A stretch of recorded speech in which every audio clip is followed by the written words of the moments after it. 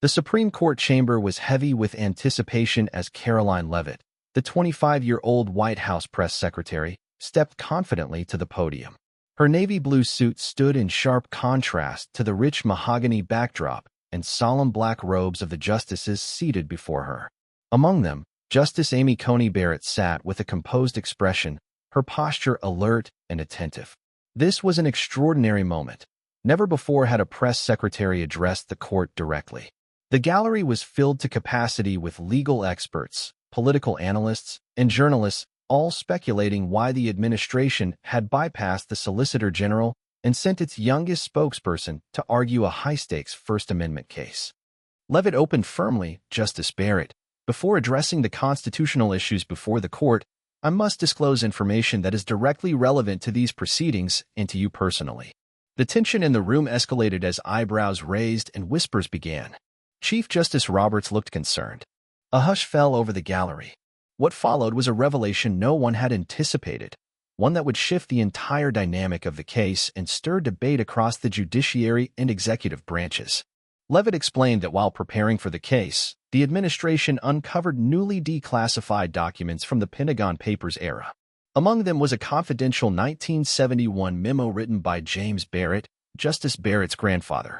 At the time, he served as special counsel to the Department of Defense. In the memo, he opposed the Nixon administration's efforts to block publication of classified documents and argued that the First Amendment protected such disclosures when they revealed government misconduct. Leavitt's delivery was steady, her tone respectful but unyielding.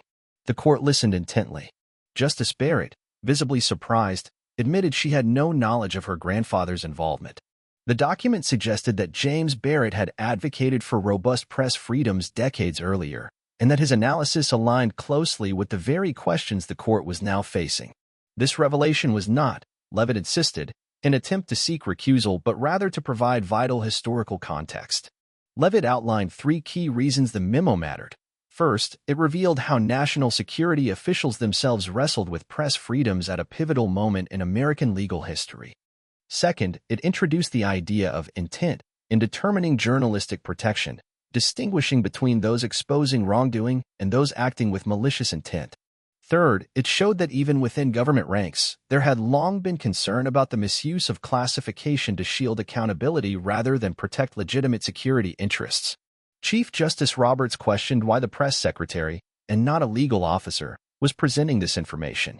Leavitt responded that the press office, which regularly navigates the fine line between transparency and confidentiality, had a unique institutional perspective on this case. Justice Kavanaugh asked whether the administration believed James Barrett's views should influence their interpretation. Leavitt clarified that while his views shouldn't determine the outcome, they provided deeply relevant insight into constitutional values still under debate today. With the court's permission, Leavitt read aloud from the memo. James Barrett had written, "Democracy cannot function when secrecy becomes a tool to conceal the very information citizens need to evaluate their government's actions." The chamber was silent. Justice Barrett, for the first time, revealed a glimpse of personal reflection, her judicial calm briefly yielding to familial connection. She acknowledged the importance of understanding her grandfather's role but emphasized that judicial impartiality must be preserved. Justice Allo then questioned how the memo applied to today's digital era. Leavitt responded that while technology had evolved, the core constitutional tension, balancing national security with public accountability, remained the same. She stated unequivocally that classification should never be a shield for misconduct. As the hearing neared its conclusion, Roberts asked whether the administration had further legal arguments. Leavitt said their briefs had covered the legal basis and her purpose today was to ensure the court had full historical context. Barrett, activating her microphone again, expressed appreciation for the disclosure and acknowledged the memo's historical and personal relevance, even if it would not determine her ruling. Outside the courtroom, the revelation spread rapidly through Washington. Analysts and commentators debated the implications of the disclosure. Scholars from both conservative and liberal backgrounds acknowledged that James Barrett's memo introduced new dimensions to the legal questions at stake. Some saw it as validating the administration's press freedom stance. Others appreciated the administration's restraint in not turning the personal connection into political leverage. 6 weeks later, the court issued its ruling in Jenkins v. Department of Justice. In a 7-2 decision, it strengthened First Amendment protections for journalists publishing classified material that exposed government misconduct, while preserving limits for cases involving concrete national security harm. Justice Barrett's concurring opinion was widely praised for its clarity. Though she made no mention of her grandfather, her reasoning echoed his words. When classification primarily serves to prevent accountability, the First Amendment must protect the publication. The ruling was immediately hailed as a landmark. Law schools began incorporating James Barrett's memo into their First Amendment syllabi.